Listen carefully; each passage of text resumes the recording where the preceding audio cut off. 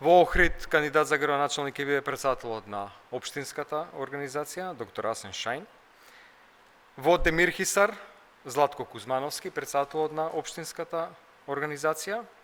Во Струмица, кандидат за градоначалник ќе биде претседателот на општинската организација Маријан Даскаловски. И во Дебрца, исто така, претседателот на општинската организација Љупчо Паунковски. И овој процес на селекција, исто како и претходниот, ги следеше истите критериуми, анализа на резултатите од анкетите, разговори бројни со членови на општинските организации, на вистина инклузивен процес кој што вклучуваше на многу луѓе кои придонесоа во најпрво предлагањето, а после и селекцијата на кандидатите за градоначалници.